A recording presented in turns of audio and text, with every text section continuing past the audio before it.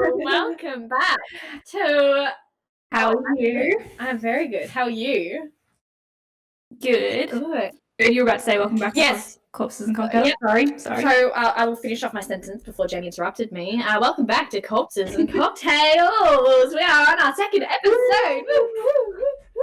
So exciting. So the lovely Brad has decided to do our recording. So we've decided that every second week we'll do an episode with Brad, and then first week. Just Erin and I was going to say third, and I was like, this doesn't make sense. Yeah, so, it'll be pretty fun, and I guess we'll keep, the second episode maybe a bit smaller as well, but yeah. See how because our first episode, went for about, an hour and 48 minutes, which is quite a lengthy time for a podcast. It was solid. I guess, sometimes. It was solid. So we'll just keep it, short and sweet. Short and sweet, and, give us... guys, thank you! We have gotten, I think it's almost 80, 90 views on our YouTube. And we're officially on Spotify, and yeah, it's good. We appreciate the support. Yes, thank you so much. It's so exciting just seeing, all those views come up and just getting all the comments as well. So thank you so much, and thank you for we appreciate support. Yes. And it gives something for us to do, and for everyone else as well, because isolation is still going. So yep, still going. Yeah, we're kind of over it, but this is kind of fun, something fun to do while we pass lockdown. So I think I'm going to ask you, Jamie, what are you drinking? Oh, yes. So I think this is my version of a Blue Lagoon. I did put some red cordial in it, except it was the Aldi cordial, so it just added taste rather than colour. But yes, this is I already had a glass of wine. Onto this. What about you? It looks so pretty. It tastes nice. Oh, it reminds me of the blue pop tops. Oh my god! It looks like that. Except it tastes like those musk sticks. Remember those? Oh yes. That's what it tastes like. You know what? You can buy one at Woolworths and add the stick in at the end to make it look all fancy. Yeah, I was making this before and I was like, you know what I need? I need a fucking umbrella. An umbrella, yes. Oh. Definitely an umbrella. I'm just So I am drinking an espresso martini, which is half drunk. But can you see that amazing froth? Ooh, I was just about to say. Look at that. Look at that. Look at that. Oh, look at that. Look at that froth. I'm pretty impressed with that. I shook it for ages, and that looks delicious. Good. That looks good. So good. That looks so good. You said before that I could buy the mixes at Woolworths, and I just realized I've got a fucking coffee machine.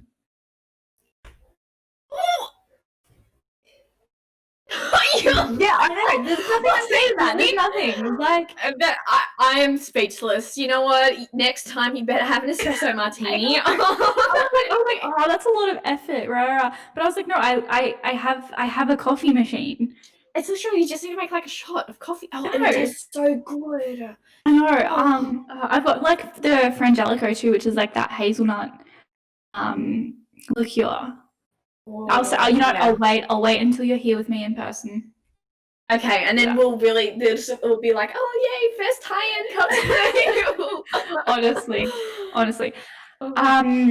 Hopefully, just a quick apology. I was listening to our first podcast, and I noticed that I think it's a couple of times it is a bit glitchy. We are doing this over Zoom, so it's not going to be perfect. But eventually we'll be in person and things will hopefully go a bit smoother from there. Yes, exactly. And I also want to apologise for saying and and so many times I was actually so embarrassed. I am now going to try really hard not to say as much. I just said again. So I don't pick it up though. That's the thing. I don't pick it up when I'm listening to you speak. But then when you listen over it, it's oh my god. I still loved it. Oh, I loved it it's so a work much. in progress. It is. Oh my god. Do you want to go first? Well, you were the one that went last time. So I don't know if you wanted to go first. Oh, okay. Yeah, that works. I mean, I don't want to throw you in. No, that's fine. That is fine. I've decided to do all my notes on my phone. That way I don't have to leave. The thing, that's smart. I'll do I feel like it's so much easier to copy and paste on your phone from. Yeah, copy and paste. I mean, what? I do proper research. What are you guys talking about? Wikipedia. Yeah. Okay. So I've gone back to Kelly Ann Bates. So this is a brutal case, guys. Like, this is quite intense. So just giving a massive trigger warning for a lot of things. So that's just a heads up. So Kelly Ann Bates was born on the 18th of May in 1978, and she was born just about 10 miles out of Manchester City. Kelly was a kind and thoughtful teenager who had a strong relationship with both her mum and dad, and the blissful family dynamic would soon fade away when Kelly began dating a boy named Dave Smith in 1992. Kelly immediately became smitten about Dave. But as well as though things started off, they were good at the start. For 2 years, Kelly, I just said, I'm not even going to lie. That's in my head now. I'm sorry I brought it up. I'm sorry. You should be. For 2 years, Kelly kept a lot of her relationship quiet, and it was put down to her being shy. Her parents weren't worried. They assumed that Dave was just a boy from school. Longer into the relationship, Kelly started to sneak out of the house and not returning for days at a time. She even began missing school. At first, this wasn't a huge worry. It was kind of like, she was going through a teenage angst and things like that. No one was too concerned. However, it got to a point, concerned about Kelly's whereabouts, Dave began calling Margaret, who at first was comforted by his attentiveness. Yet these feelings of admiration would dissipate in an instant when her and her husband Tommy met him for the first time. So, Dave was a 32-year-old. 32. Dating a 16-year-old. Number one predator.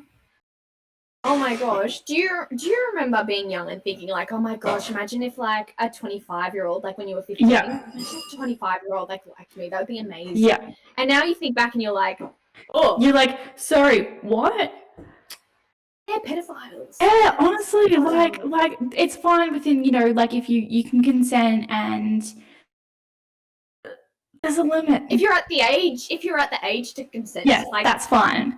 No. 18. But yes, quite. Yes. So, I think about it, and I've always been with older guys, and it doesn't seem weird when you're doing it. I can understand from an outside perspective that it's just not okay. So dating a 16-year-old, Kelly continued to see Dave on and off for several months and would often return home painted in thick black bruises and deep bite marks. Unable to hide their concerns any longer, Margaret and Tommy begged the 17-year-old Kelly to end the relationship. So it came around to November 30th, 1995, and she moved into Dave's Burville Road home in Gorton, and she was never seen alive again. The only correspondence from Kelly were they received cards to ensure that she was still alive and well, but these cards were just things of birthday and anniversary cards. However, they were in fact written by Dave, not by Kelly. So this was a big thing that people didn't really pick up on at first. So he did this kind of to minimize the suspicion and to push people away, to ensure that she'd just be, left alone. So I'm going to go into the background here a little bit. So James Smith was an unemployed divorcee living in Gorton, Manchester.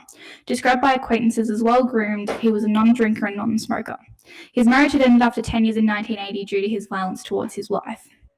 He had then commenced an affair with a 20-year-old Tina Watson, whom he used as a punching bag, even subjecting her to severe beatings while she was pregnant with his child. Watson managed to escape him from the relationship, during which Smith had also attempted to drown her while she was bathing. And this was also while she was pregnant. In 1982, Smith then began a statutory rape relationship with 15-year-old Wendy Motteshed, who was also a victim of his violence. In one attack, he held her head underwater in the kitchen sink in an attempt to drown her.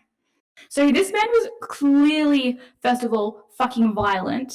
Secondly, he just kind of got younger with each person that he started to date, and he had a child on the way, and he still continued to do this. It seems like you know, the younger he goes, the more he can manipulate them. Like, Yeah. So that's why he goes to the younger. Yeah. Which makes you feel sick. So it's quite uneasy. So after Kelly's family hadn't heard from her a while, they eventually just kind of lost contact. There's nothing they could do about it. They didn't really know where she was, assumed that she didn't want anything to do with them. That was that. On 17th of April in 1996, Smith turned himself in at a local police station, claiming his girlfriend drowned in a bathtub, and he attempted to resuscitate her but failed. Police attended the home and found Kelly's naked body in a bedroom. What was found at the crime scene was post-mortem and was horrific. So I'm just going to give a massive trigger warning here. This is gruesome things. Like, these are things that you can't even think of that have happened to this poor this child. Kelly's blood was found in every single room of the house.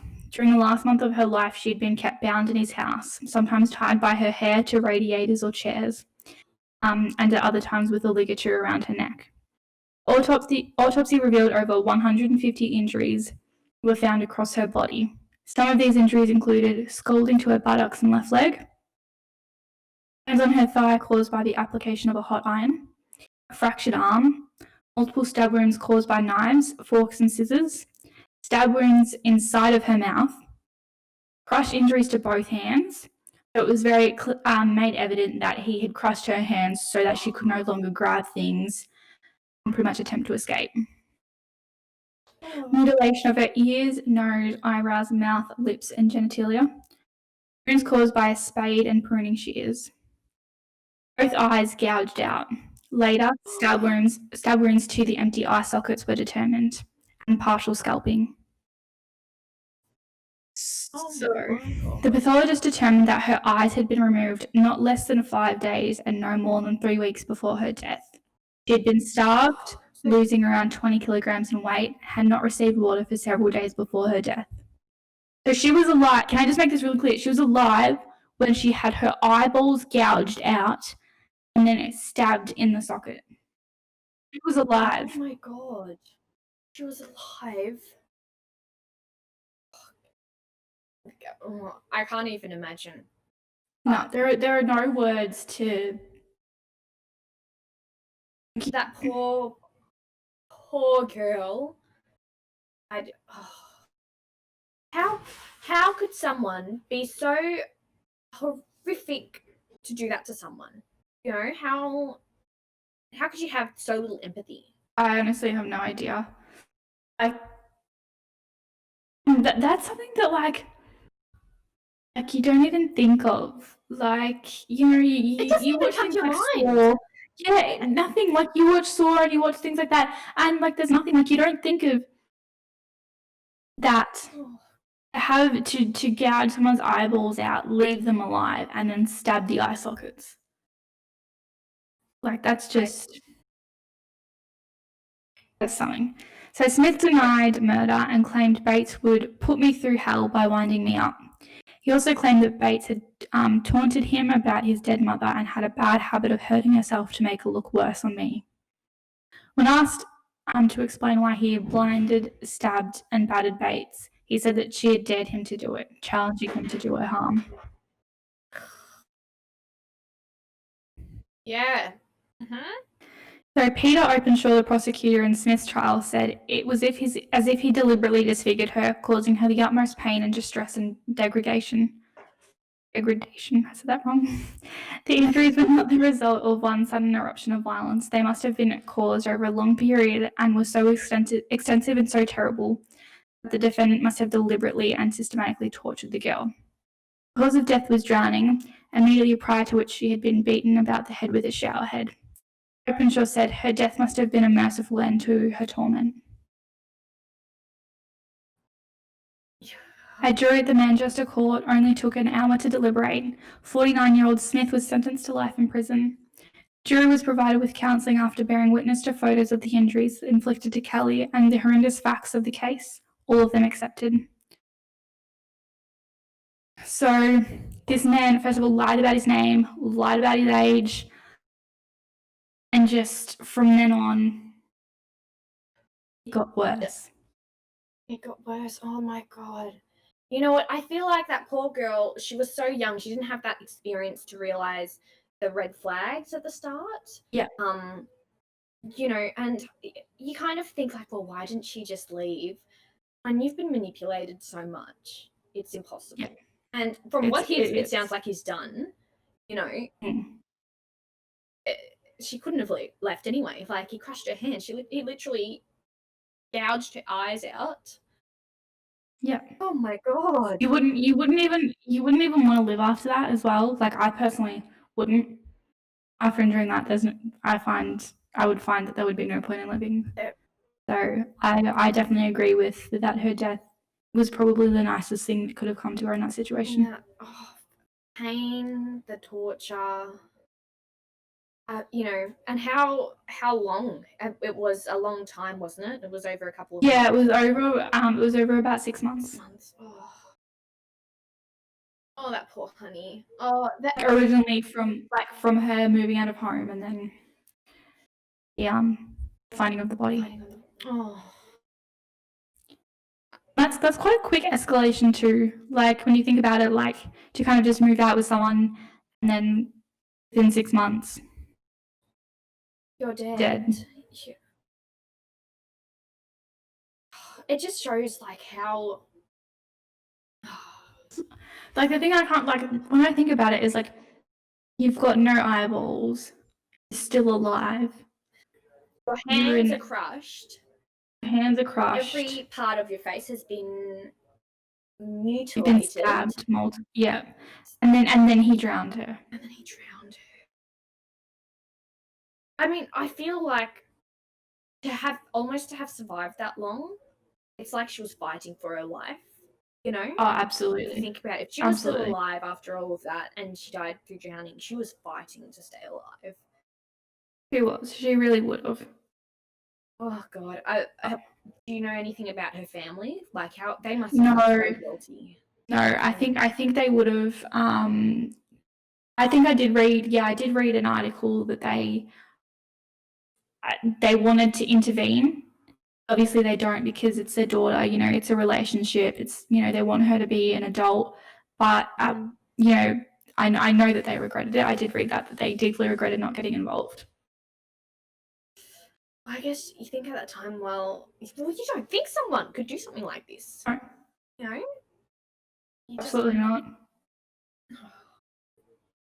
I'm gonna scull what's left. Yeah, I'm gonna drink because that was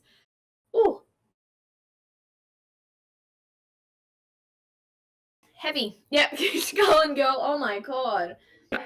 What were you like when you were researching that? I was just horrified. Like, I feel like I wasn't even reading like something that was real. I think, like, I know people do horrible things to each other, but the extent of that torture, like, and she was so young, and to think that a child is being abused like that, and you have no idea. And I try not to think about it, because, like, yeah, it's almost like I'm kind of seeing as it is like a story, like it did happen, because my mind cannot comprehend the pain that she went through, and someone inflicting that pain on someone. It's horrible. It almost reminds me, I don't know if you've seen it, but I highly recommend it, and to anyone, The Handmaid's Tale. It almost reminds me of that, because in The Handmaid's Tale, they do a lot of horrific torturing, but at least they are and they're asleep when that Yeah. happens. Well, most of the time. So it just shows like, oh my god, that's a story, and it wasn't even as bad as Yeah. that. Yeah, I exactly. Oh my gosh. Ooh. I know, like, I think about, like, when you get an eyelash in your eye, how excruciating that is, let alone having someone put their fingers or whatever he used to remove your eyeballs. And you'd still be alive for that. Yeah. I would hope, because I was, reading about people that have had their bones broken, really excruciating things happen, and the shock of it, as well as adrenaline, means Mhm. while after it's happened, it doesn't hurt as much, but then it does wear off. The shock and the adrenaline wears off, and it's the most excruciating thing that has ever happened. Yeah. Yeah, well, you say that. When I had my accident, I didn't know I had a broken leg until I moved my arm and I hit my leg, and I was like, "I shouldn't be able to hit my leg right now. This is odd." So I looked down and it didn't hurt. I remember sitting in the car having a broken leg. I couldn't feel that. I do remember though being in the hospital, and I remember them having to pull my leg to separate the bones and then moving me like beds. I remember like screaming. And at that point, the adrenaline and shock had worn off, and Had probably worn the off, drugs yeah. too. But Yeah, yeah, so you almost hope, of any kind of hope. It's like grasping at straws right now, that yeah, yeah, she was in shock, and that there wasn't as much pain, but you yeah, just know there was some amount of pain there. yeah. That's pain I can't even imagine. Yeah. That was the story of Kellyanne Bates, and it was obviously quite a short, um, kind of short, and you can obviously do more research yourself. But I felt like That Yeah. I didn't really want to look too much into it, if that makes any sense. No, you know what? I think it's good to know that there are people out there who are this horrific, Yeah, and that, you know what, humans can be incredibly horrible and yeah, unempathetic, and just yeah, not very nice. I have decided to go back with the Australian murders, because I feel like Australia has some really horrific murders. Being mhm, the country of convicts, what do you expect? yep, exactly. Exactly. So, the case I'm doing is one of the most prolific murders within Australia, about on the same level as Ivan Milat. So, I don't know if you've heard of it. It's the Snowtown Murders, or better known as the Bodies in the Barrels. Have you Mhm, heard of it? mhm. I have heard about this. I love this case. Probably Okay. shouldn't, but I love this case. If you have Stan, they did a little kind of movie doco thingo about it, True. I'll have to see it. Okay. so you have That's to gonna watch be the it. next thing I see. Oh, that sounds very. All right. Yeah. I will be watching that. I haven't seen that, but I definitely will be watching it. So worth it. Um, Oh, good. Okay, well, I'll tell you a little bit about it, Jamie, even though you know about it. That's okay. I will hear it again and again. It's fine. I Okay, find all it right, so good. fascinating. Oh, it is. It's incredibly fascinating. So it took place in South Australia, and it didn't actually take place in Snowtown. It took place in kind of multiple kilometers around that area. But yes, it was close to Adelaide, and the murders happened between the years 1992, 1998. So I'm going to talk Yep. about kind of the main perpetrator of the murders. His name is John Bunting. He was born on the 4th of September 1966. He's 52 years old. But Bunting grew up in a pretty stable home environment in Queensland. But when he was 8 years old, he was sexually abused and beaten by a friend's older brother. So this is where his hatred of pedophiles and homosexuals began. And I feel like pedophiles, we all hate pedophiles, but Yeah. homosexuals, that is acceptable. Yeah. So Yep. very much unacceptable. So at 22 years old, he worked at an abattoir, and he said that he enjoyed killing the animals the most. out of his entire day. So that's usually a red flag. That's a big red flag. So you can kind of see a little bit of inklings towards a prolific serial killer there. Oh no!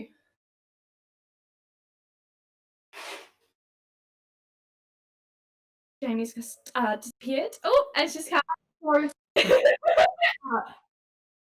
Oh my god, I'm so sorry. No, that's right. Luckily, it happened right at the perfect time, so I think Brad might be able to. Okay, awesome. Thank you. Yeah, I was just like, no. Luckily, I think it was the end of a sentence, so that worked perfectly. So Bunting moved to South Australia in 1991, and he became close friends with his neighbour, Mark Hayden, and Robert Wagner.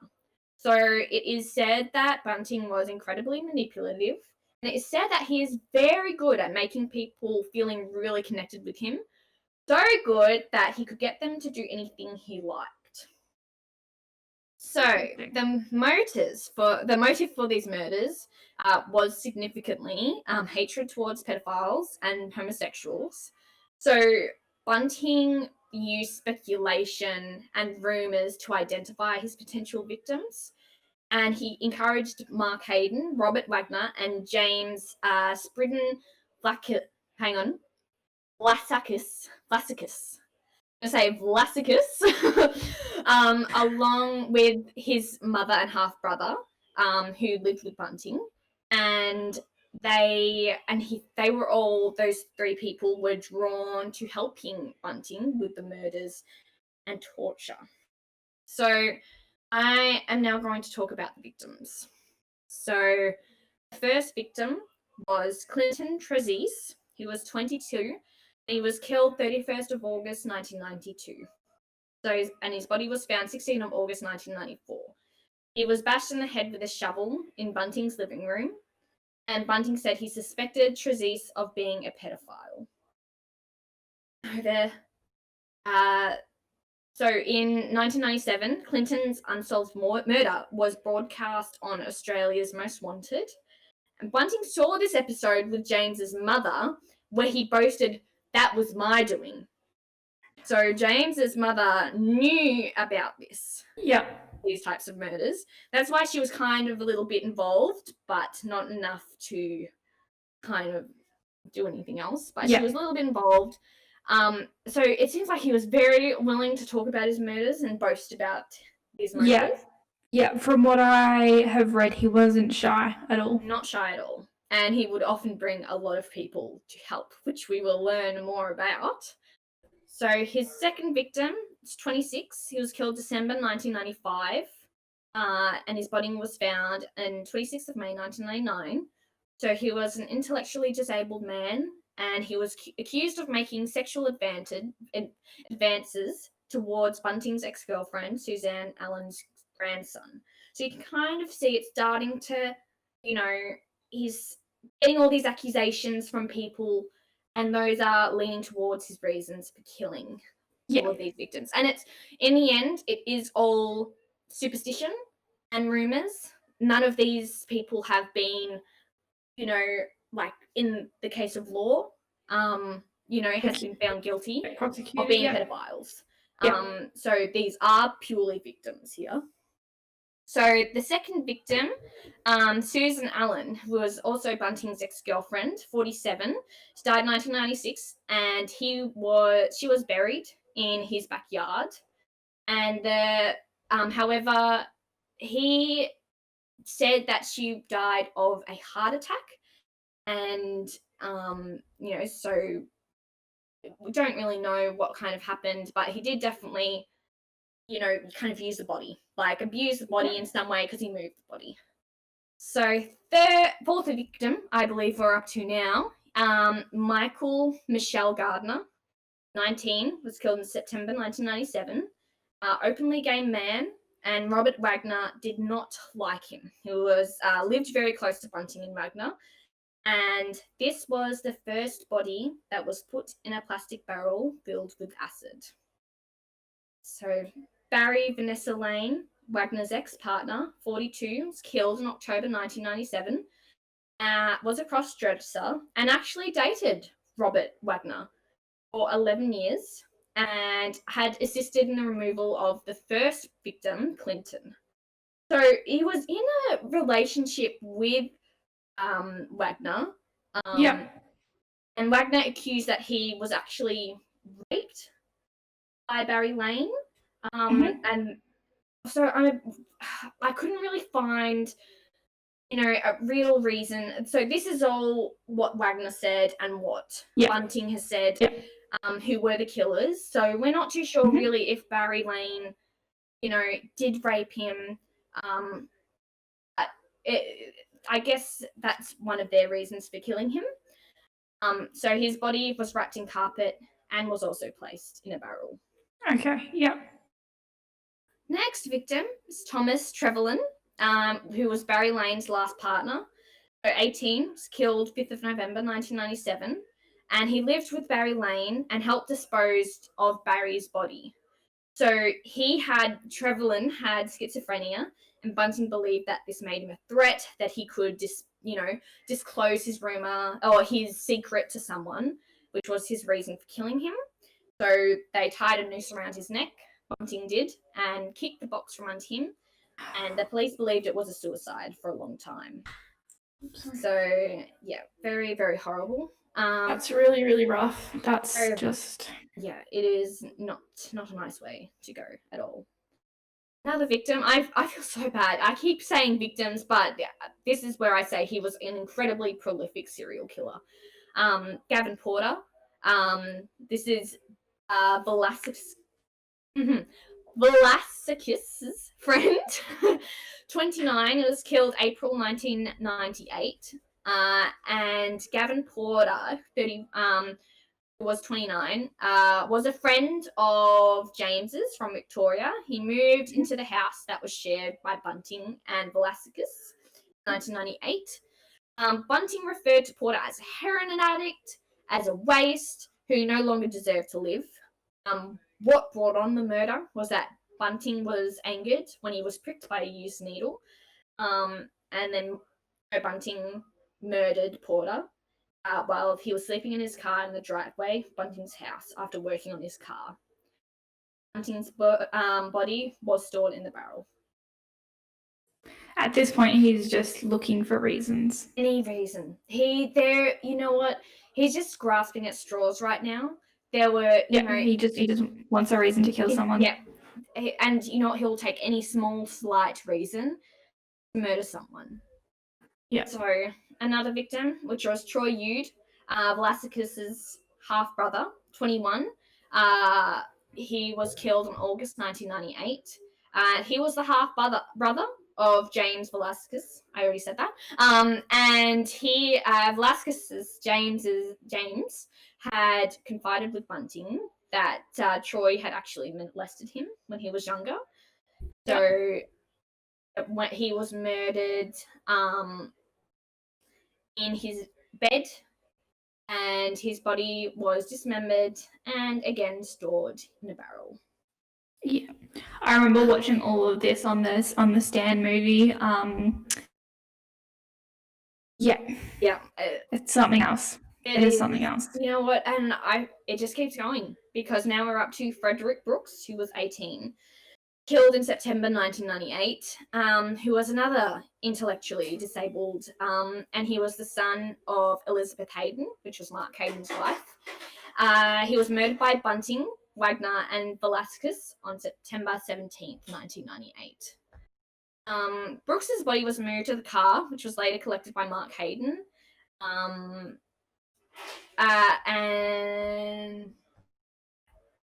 that's what I have to say about time. Gary O'Dwyer, 29, he was killed October 1998. Another intellectually disabled man who was killed for his welfare payments. And Bunting saw him as a very easy target. So you can see there's so many people who were just easy pickings for him to kill. Yeah. So Elizabeth Hayden, which was Mark Hayden's wife, she was 37, was killed November 1998. She was the only female victim potential reason, it wasn't stated anywhere. This is just what Bunting said to her family members, that he had refused Bunting's advances and she had run away. So I'm like, that could have been a reason for potentially killing her. Yeah. And so her body was again put in a barrel. David Johnson, who is what we know so far, the last victim. He was the stepbrother of James Velasquez. So I can't believe it's like, a quarter of these victims are known by James Velasquez. Mm-hmm. He was killed on 24th. He was 24 when he was killed, but he was killed on the 9th of May, 1999. And Davis was alleged to have sexually abused Suzanne Allen's, Bunting's ex-girlfriend's grandchildren. He was strangled by Wagner, and Velasquez's mother, and this, so Bunting knew almost all of his victims, or others knew the victims. And he would also impersonate his dead victims to take their welfare checks. So I think for about half of his victims, he took the pension, or the disability pension. Just taking what he can get, isn't he? Yeah. So that was one of his reasons as well for killing people, taking their welfare checks as well to get money. I think it was said he got about $72,000 from these money. Fuck, that's a lot of money. A lot of money. And this was over about 6-year period. So very very horrible. So I just want to say a big trigger warning. We're going to go into the torture that takes place on these unfortunate victims. Toes would get crushed in clamps. There was electric shock that was used on genitals. Sparklers that were alight were pushed through genitals. Oh my god. Cigarettes were burnt out on skin. There was also evidence of cannibalism, where Bunting and Wagner took a bit of place of David Johnson, the last victim, fried it, and ate it. That's fucked. I didn't know about the cannibalism. Yeah. There was evidence of it. So the end of Bunting was that he was constantly moving the bodies of the bodies that were in the barrels.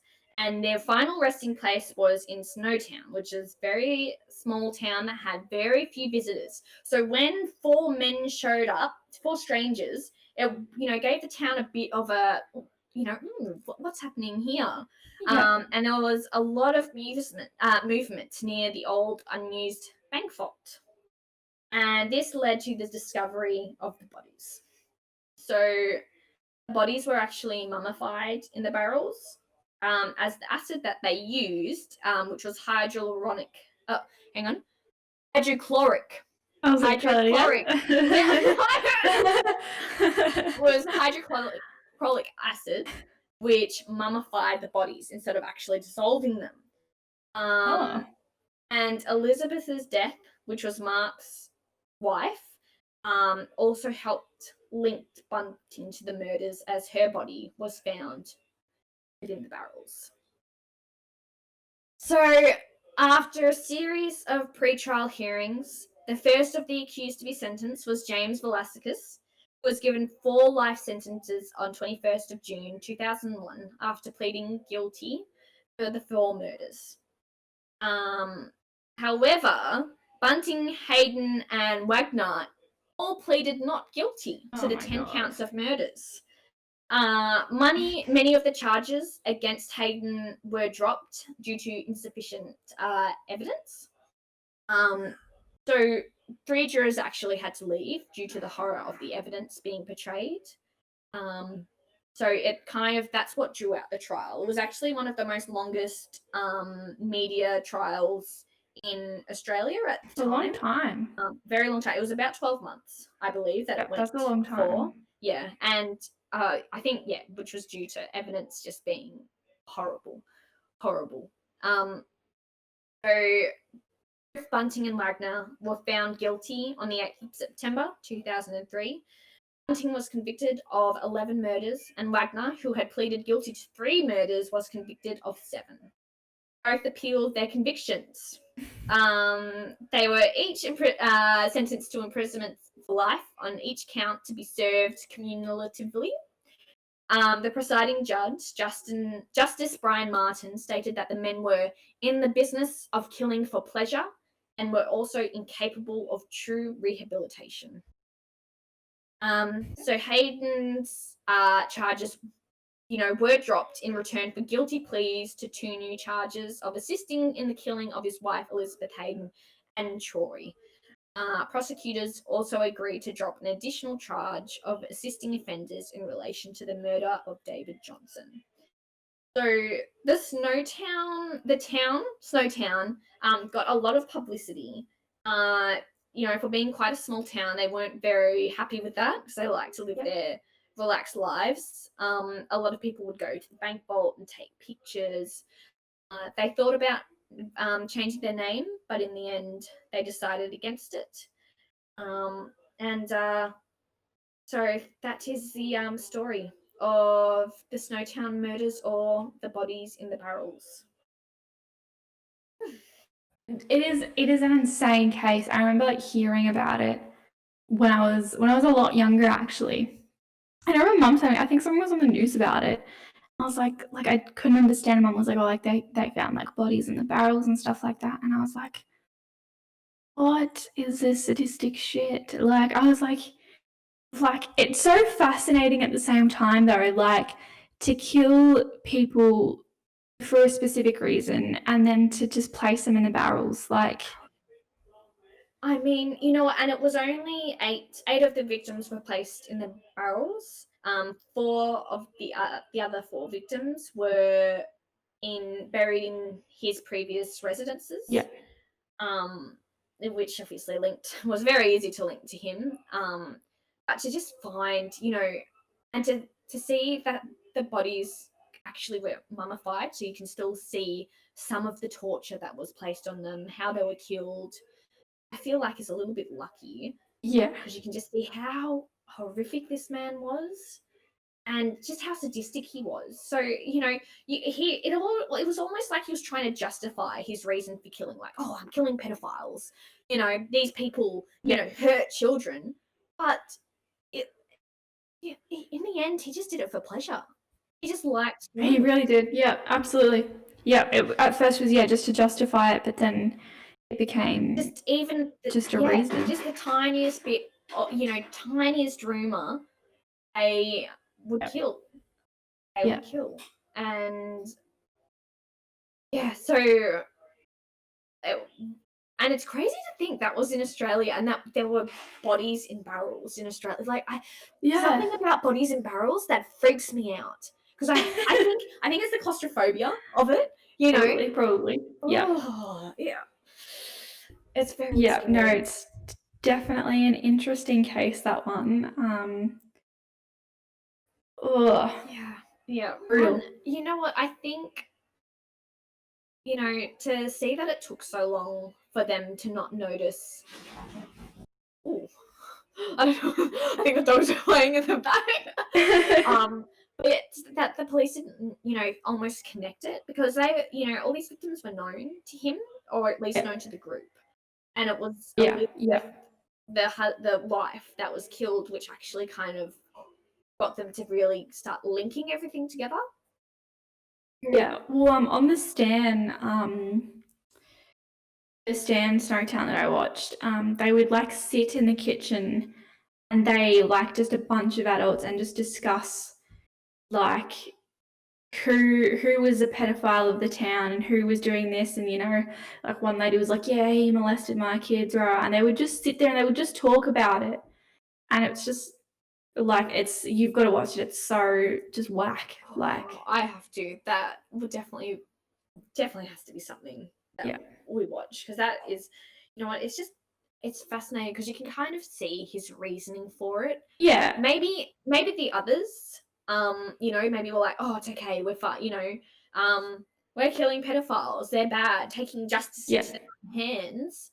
Yeah. For him, it was definitely pleasure. It was Oh, absolutely. in the end pleasure. So Tell you what, we've got some sick ones here. very, you know what? Very crazy. Very. I don't know what's drawn me to Australia recently. But you can just, you know what? It's. I kind of like to. You kind of think Australia is like, oh, this beautiful place, but we have some sick history. Very, We really do. We really, really do. very gross history. Yeah. Oh, Well, I guess that concludes our episode for today. yeah. Oh, we've got to do the thing. What is something that's made you happy? Because these are some pretty heavy cases, especially yours, Yes. Jamie. Oh. We need to end on a bit more of a really happy note. What has made me happy this week?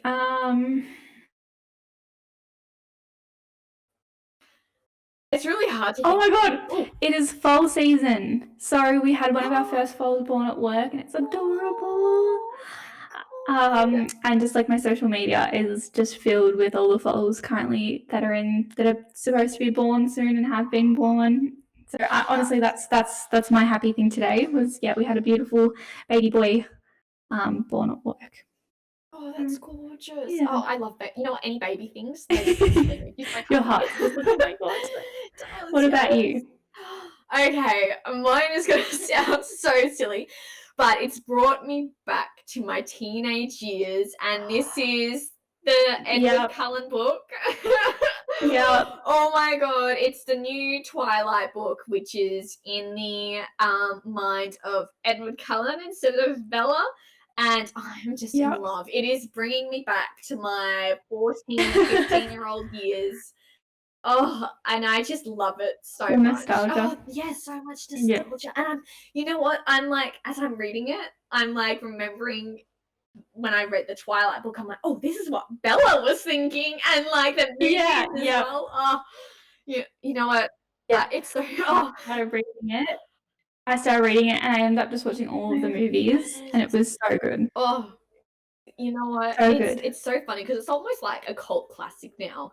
Like it's so it's so cringy, but it's just so good, and It's so it good. just takes you out of like that, kind of boring, stuck in lockdown place into this fascinating world of vampires. Oh my god, yes, no, I love that. I'm glad that you're reading something good. Yes, it's really gotten me back into reading as well, which I'm really happy. Because I love reading, and I was in a real rut. Just the thought of picking up a book and reading something so big really overwhelmed me. Yeah. But now I'm just devouring this book, so I'm so happy. Good. Yes, that's my. Oh my god. Yeah, I've put it down. I struggle to read books when I know what the endings are. True. And I think that's what I'm struggling with, the Midnight Sun, but Yeah, no, that makes it. but nevertheless. I'm the opposite of you. I love rereading books. I love. I will reread it. I'll tell you what the ending is. Oh wait, you already know. Yes. So, guys, thank you so much for listening to our second episode. We're so happy that you have stayed with us. Please, if you haven't already, give us a like on Facebook, YouTube, Spotify, Podbean. Yeah, we'll have this out on, I think, Apple Podcasts really soon too. Give us a review, share with your friends. Sorry, I just dropped the mic. That's good, that wasn't a drink. But yeah, we're having so much fun. Gives us a reason to catch up with each other. If you guys just want to share it as well, if you're enjoying it, and if you know anyone that likes listening to murders, please let them know. Yeah, and if you guys want us to cover any cases, or if you guys have any creepy stories or anything like that, just send them in, and we'll read them out for sure. 100%. That would be so fun. I love knowing people's creepy stories. So good. Yeah, no, they're good. They're good. Do you want to finish with our slogan? Yes. Let's see if we can do it. All right, you ready? All right. Okay. Oh, Okay. Hang on. yeah. Oh no, Okay, that did not work. On 3. You You can't can't spell. spell. Yes. The hesitation there was real. It was so real. You're like, we're both like, are we saying this correctly? Oh my god. That was solid. The second half was good. I thought the second half was pretty good. It was. Yeah. Right. Bye, guys. Right. Bye.